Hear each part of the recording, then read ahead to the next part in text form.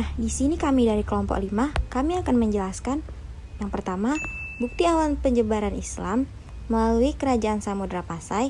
Yang kedua, Malikul Saleh Mutiara Pasai. Yang ketiga, peletak dasar syariat Islam. Yang keempat, kepemimpinan berkarakter menegakkan kebenaran, amanah, cerdas, dan komunikatif. Yang kelima, pencetak kader dan tokoh ulama Islam. Yang keenam, pusat pendidikan Islam Asia Tenggara. Nah, Kerajaan Samudra Pasai, kerajaan Islam yang pertama di Indonesia yang didirikan oleh Murasilau pada tahun 1267 Masehi. Bukti arkeologis berupa makam-makam Raja Pasai yang ditemukan di Gedung Aceh Utara. Makam tersebut terletak dekat pusat kerajaan di Beringin sekitar 17 km di timur Lok Sumawe. Raja pertama Pasai yaitu Malik Al-Saleh, nama baru Murasilau setelah ia memasuki agama Islam. Murasilau pun berkuasa selama 29 tahun di Kerajaan Samudra Pasai yang merupakan gabungan kerajaan Pasai dan Perla. Malikus Saleh Mutiara Pasai.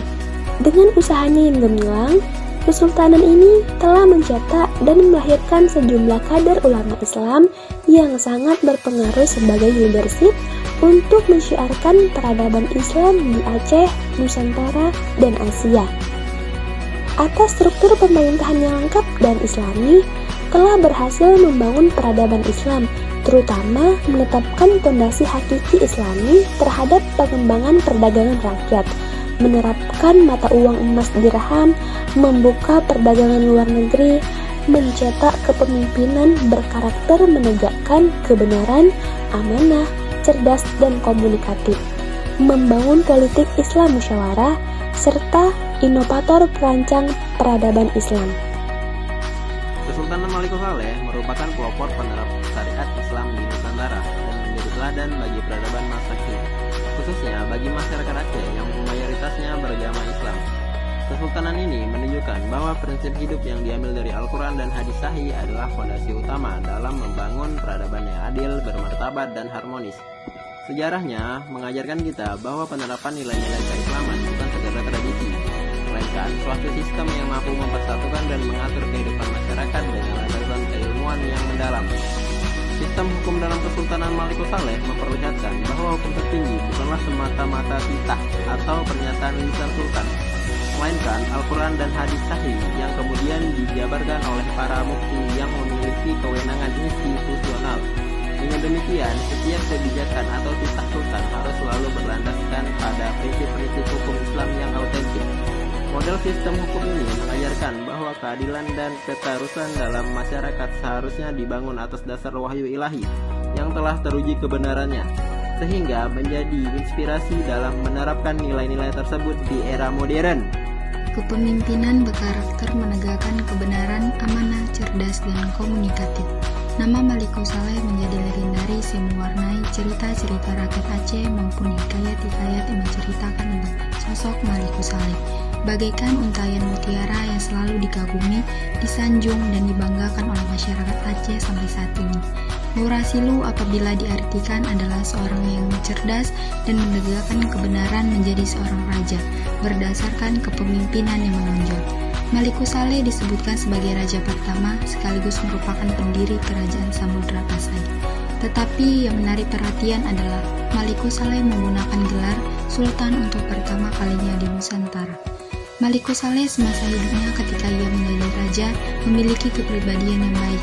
Hal ini dapat kita lihat sebagaimana yang tercantum pada inskripsi yang terdapat pada bagian depan nisan kepala makam Malikul Saleh.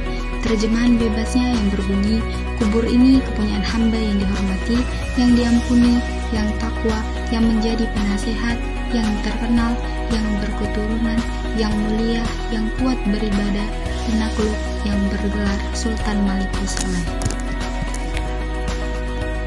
Cetak kader dan tokoh ulama Islam. Terkenallah beberapa tokoh ulama besar yang sangat melekat pada ingatan masyarakat Jawa, dan tokoh ulama-ulama tersebut sering sekali mewarnai berbagai literatur pembahasan sejarah masuk dan berkembangnya Islam di Jawa.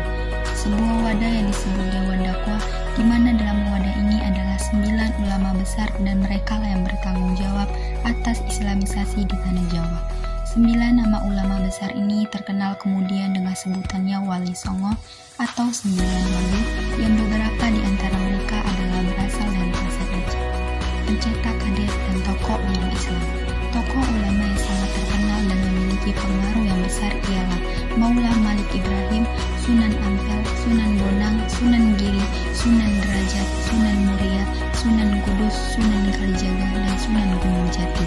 Para wali songo tidak hidup pada saat yang persis bersamaan, namun hubungan antara mereka memiliki keterkaitan yang erat satu sama lainnya, baik dalam ikatan darah atau orang tua dengan anak, atau karena pernikahan, maupun dalam hubungan sebagai guru dan dengan murid.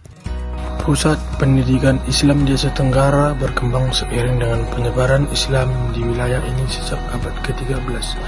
Pendidikan Islam di kawasan ini memiliki beberapa bentuk yaitu pesantren, madrasah, dan perguruan tinggi Islam. Berikut adalah beberapa pusat pendidikan Islam yang berpengaruh di Asia Tenggara. Yang pertama ada di Indonesia, lembaga pendidikan tradisional yang mengajarkan ilmu agama dan umum. Yang kedua Malaysia, yang ketiga di Thailand, yang keempat Filipina, yang kelima Brunei Darussalam. Pendidikan Islam di Asia Tenggara memiliki karakter unik yang menggabungkan nilai-nilai lokal dengan tradisi Islam. Model pendidikan ini terus berkembang, termasuk dalam sistem pendidikan formal dan modern.